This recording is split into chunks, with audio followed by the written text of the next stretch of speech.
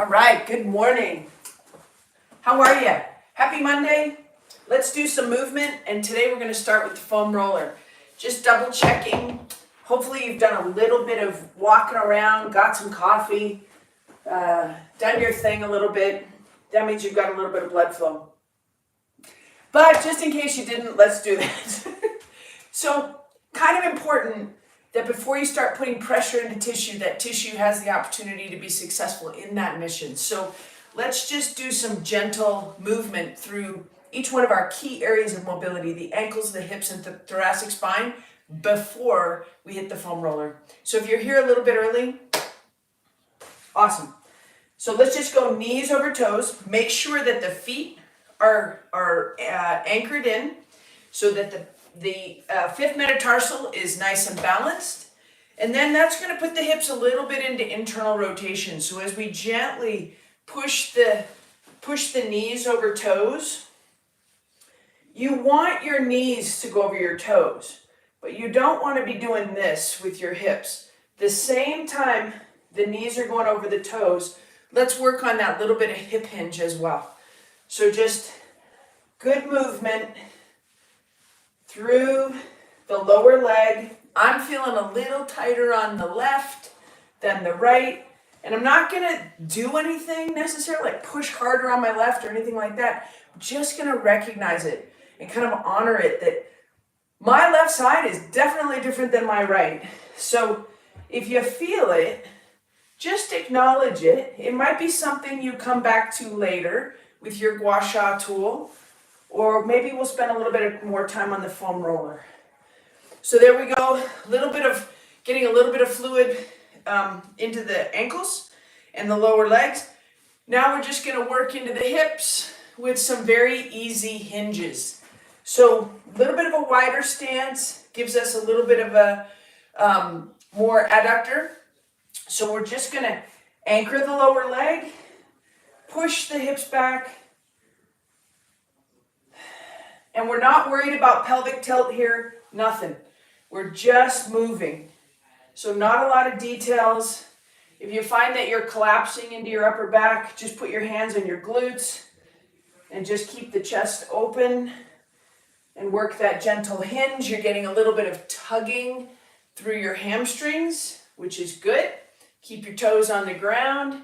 Let's go 3 or 4 more of those. 1, 2, 3, and 4. Good. Little bit of a split stance. Anchor that back foot. Make sure the heel is outside of the midline. Out of the midline, toes in towards the midline. That puts this right hip into internal rotation. Big breath. Pull the ribs off the hips. Look over the cliff. Load that left leg just a little bit. And we're just going to work gentle hip rotation into the left side. Keep the eyes straight ahead, and that's going to give us more thoracic spine mobility as well. So this is moving as one piece. The only joint, in theory, that's moving is this left hip as we move into internal rotation on that side. So when we gently move, let's switch legs, right leg in front of left, left heel outside of the toes. Take a big breath, decompress, take a peek over the cliff and load up that left leg, and just gently moving into internal rotation on the right side. And as we move into internal rotation, we're getting mobility and length in the external rotators. So just nice and easy. The ask is very light for the body. It should feel stable. And if it's strong, it's going to keep giving you that mobility. Okay, let's take the right foot behind the left foot. We're working on the hip shift to the right and loading that lateral line of the body, that TFL, tensor fasciae lata, that drops down into the IT band. So you need to be able to shift. If this is the midline, you're shifting to the right of the midline. And that's going to allow for pelvic decoupling as we keep moving through our mobility this morning. So hip shift to the right. Nice and easy. Good. So we're still focusing on the hips. Left leg behind right. A little bit of decompression. Woo. little tighter on that left side. If you're evaluating my movement today, you're like, what is happening? Right side, left side. I don't know. I don't know why. I play a little bit of golf sometimes, so the right hip and the left hip have different responsibilities in the golf swing. So who knows? I usually ride the bike. I'm pretty comfortable on both sides. But I also know that all the sports that I played, when I played basketball, it was always a permanent pivot foot on the left. I didn't play much soccer, but the soccer that I do play, the same thing with softball. All the sports, the right side and left side have different things. So everything that you've done in your past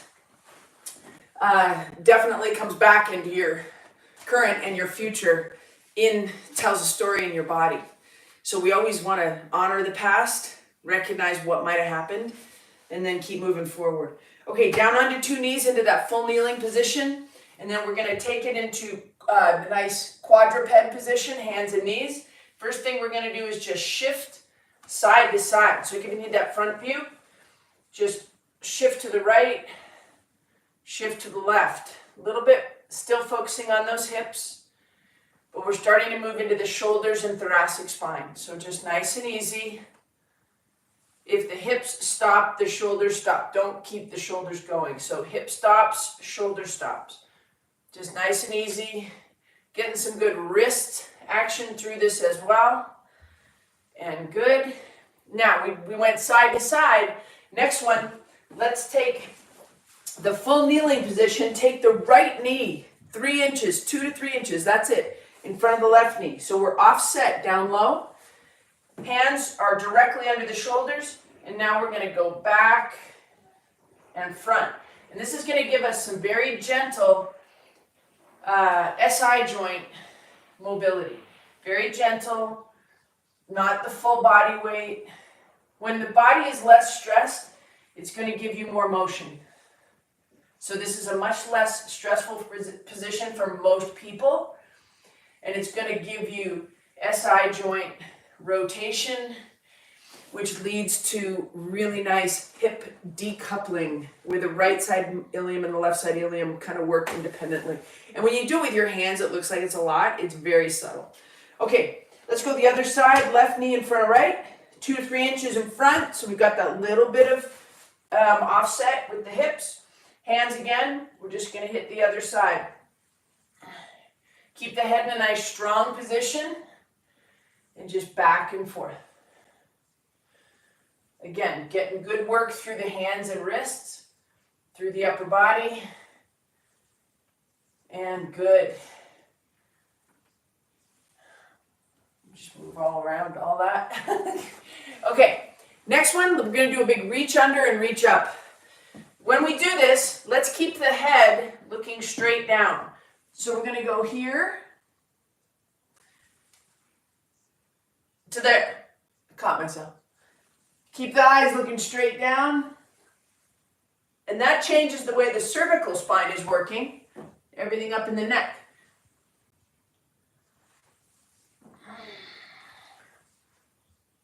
Remember, we're doing a little bit of motion through the ankles, the hips, and the thoracic spine. Good. Other side before we do our foam rolling.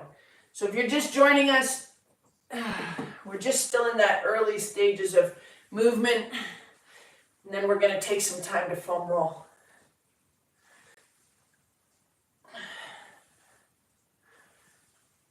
Good. And good. All right, let's start with the lower leg. Reactive foam rolling means we're working the back side of the body. Hopefully, if you've been in a good position, a good strong postural position, all the work and fun you had on the weekends, whether you're running or training or racing, or just out enjoying the planet. Hopefully you used your posterior chain, your back line, and all the muscles in your back line. So these are the muscles we're going to focus on in reactive foam rolling and making sure that there's release through the lower leg so that we can actually keep the motion going well. If we pay attention to this forever, guys, forever is forever. then life should just keep rolling along. And even when we get into a problem, if we fall down off our bike or we have to deal with the challenges, medical challenges, our bodies are always going to be prepared. Okay, so let's get that foam roller on both legs like this. We're going to floss through the ankles, so active movement through the ankles.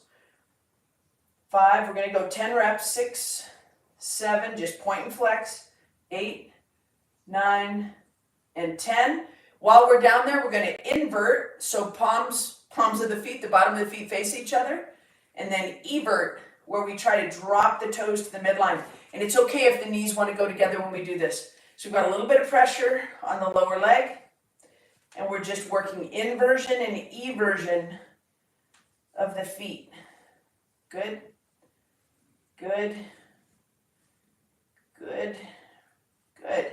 Just cleaning up all those nerves, making sure the brain is talking to the feet. We can go right side, left side.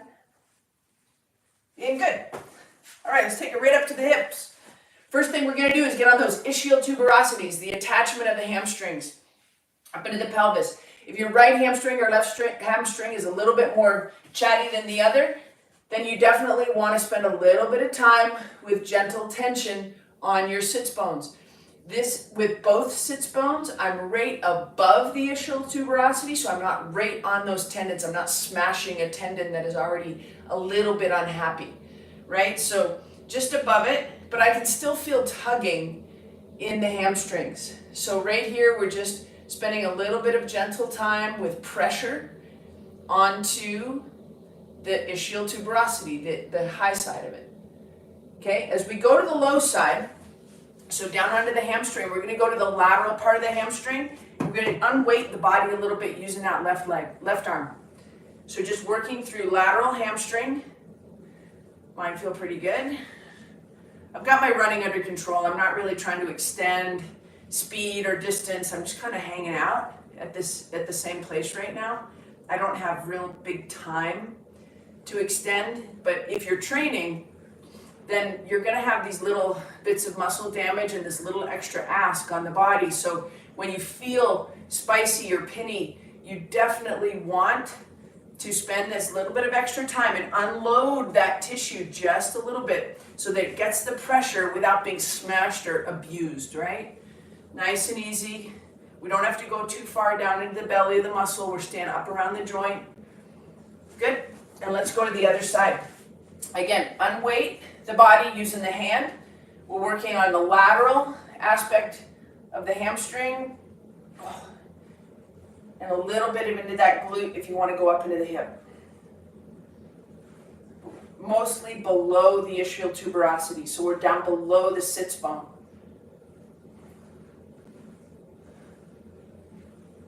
Okay, good. Let's get a little bit more up into the hip. So take that left, you can tell just by how somebody puts their foot onto their knee, how tight that hip is. So you can see I struggled with that a little bit. So deep into the hip today, we're definitely going to hold that. I'm unweighting just a little bit. Again, you don't want to smash or insult tissue. It's just going to smash you back. And sometimes it actually gives us less than a release and starts more of that guarding behavior. So just try to be nice and gentle. Working up a little bit higher into that glute med.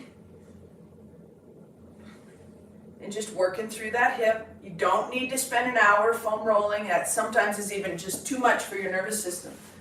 Okay, other side. Funny, I released the left side and the right side got better. That can happen as well. So right foot on left knee. Just working through it. Spend a little bit of time with some pressure. It's almost like self-massage, if you get it right, the tissue is just happy. Because that little bit of pressure, especially if it can be quite specific, can really add to recovery, enhance recovery. For me, Mondays are usually about recovery. That's why Monday is just a good day for mobility. Okay, good pop of the back. Okay, let's take that foam roller and put it right at the junction of the lumbar and the thoracic. So that's right at that T12, right below the rib cage, right below the shoulder blades. And all we're doing right here is just a nice big extension. And just gently work through that. If you want to time your breath with this, when we go here and the ribs are down, we're going to exhale. And as we extend it back, we're going to inhale.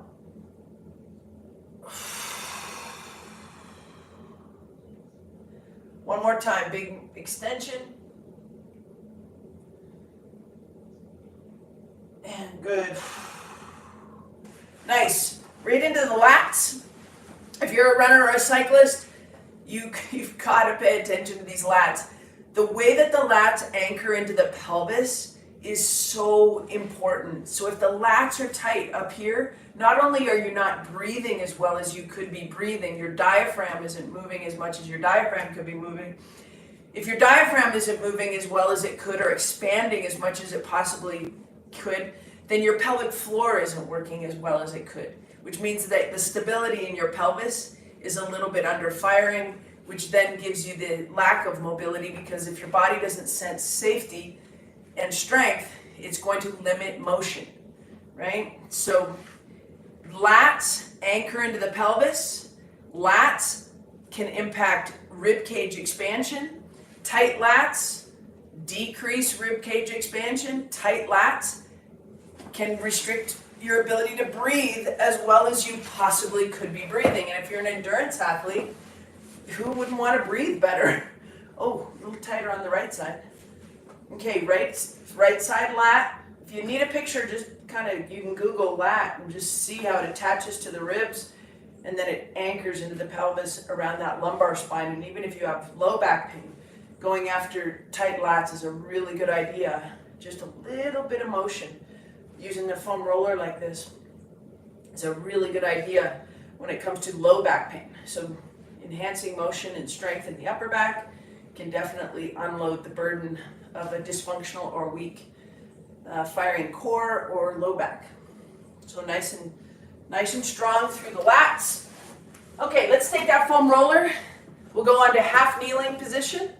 So right here, we're going to take the foam roller right next to the right knee, our right hip, and we're just going to take it over the left shoulder. So a nice opposite side. 3, let's do 10 of those. 4, try to keep your eyes straight. 5, nice big reach. 6, 7, 8, 9, and 10. We'll change sides. There's always a relationship, whether it's good or bad, between the left hip and the right shoulder, and opposite vice versa. So that little bit of opening of the front line of the body will really start to give you a bigger movement bubble. Okay, right knee is up, foam roller on the left side. 1, 2, eyes are nice and straight. 3, you can drop that down if you want. 4, 5, 6, we're going to 10, 7, 8, 9, and 10, and good. Let's take it back up to a standing position. Anchor your narrow stance. We're going to shift, shift, shift, shift. So you'll be loading up your right side, then your left side. And as we go to the right, you're loading your right side. As we go to your left, you're loading your left side. So just let it swing through. 2, 3, 4, 5, 6, 7. I hear popping and cracking. 8, 9. I don't even know if number's right, but this is going to be close. 10. And good. Down onto one knee. We'll go right knee down. From right there, we want to work the hinge. This hinge is massively important, you guys. So right here, let's make sure that that back heel is a little bit lateral. I find that especially with my pros, that the harder they train, because they have these amazing coaches, so they put them to the edge. In this position, when I put them into half kneeling, their back foot does that. That shows me that they're getting tight in external rotation. So the fix is that. So as you look down, you want your heel in line with your knee, in a nice straight line. And you can let that foot go straight if you want in the back. And all we're going to do is keep the hands out front, eyes up. Push the hands out front. It's a counterbalance to the glutes. So right there, push the hips back, keep the chest up, hands go up. 2. Keep the toes on the ground. 3. 4. And 5. Same thing other side. Half kneeling. Make sure that that foot is a little bit lateral. That puts this hip, this down hip, into either neutral or maybe a little bit of internal rotation. Pull the ribs off the hips. We're working the hinge. We're getting length in the right hamstring here. 1, 2, which is going to allow the pelvis to move. 3, 4, and 5. And if you feel your shoulder blades starting to come up around your ears, drop them down. Okay, double check that back foot. Pull the ribs off the hips. We got one more each side. 1. Sit way back into it. 2, 3. You feel that tugging. You don't want to go past. You don't want to go to the point of pain. If some is good, more isn't better. You find that end stopping point. It's very natural. As you get to know your body and you listen to your body, it's going to become more and more important part of the process. And the process is about staying strong and having a huge movement bubble. So that if you have to run away from things like a bear, I'll tell you about that in a minute. Big breath. So I live in North Boulder, in Boulder, Colorado. There's this nice little mountain trail next to me. It's very public. There's tons of people there, all shapes and sizes. And there's a loop I do. And the bottom of the loop, walk from my house, loop takes me 35 minutes. That's how close it is to my house. Good, one more. Anyway, so yesterday I'm walking the loop with the dog. And I've always thought this. I've lived up here for almost 30 years. I've always thought this. If I was a bear, I would want to spend time here. It's along a dry riverbed. It would be nice to have a river in there, but we don't. Trees, thickets, bear stuff. Never seen a bear, 30 years. Yesterday, bear, coming right at Jackson and I. Kind of an adolescent, looked like he was probably like a teenager kind of thing. Okay, anchor your stance, wide stance. You see the way my knees are in. This is an anchored in stance. This shows length in the external rotators of the hips. We're just going to rotate the hips to the midline, and then we're going to extend and add thoracic. So just nice and easy. So anyway, bear coming right at me, probably 30 feet from the bear, beautiful bear. And I'm like, okay, I'm just going to go the other way. So I turn around, and I'm like, Jackson, I had him on the leash. Just nice, easy. We're just going to walk. So we're walking. He's kind of coming at us. Keep going with the hips. And then let's add the arms. So left hip towards the midline, left hand to the ground. Right hip towards the midline, right hand towards the ground. Anyway, I keep walking, and I'm like, okay, I'm going to look. I look back, bear, still walking. Walking the same pace as we are. I'm like, don't run. Run is bad. Don't run. I just kind of went to the point where he couldn't see me and I couldn't see him anymore. And then we ran. And I was very thankful to have the fitness, the ability to run on stones and trail and run away from the bear. It did put me 30 minutes behind because I was going around. I was almost finished, ran into the bear, had to go all the way back up and over. It was amazing. It was a really cool experience in life. If I wasn't fit and had a great movement bubble, I wouldn't have been able to do all that in a really fun and enjoy the experience kind of way. Lots of different things that we want to do in life. You guys, I really appreciate you showing up live. If you do this later, enjoy it. We're getting close to the 200th episode amazing, which I'm really, really proud of that. I've never missed a Monday, and I'm going to keep showing up for you. Thanks for showing up for me. Aloha. Take care.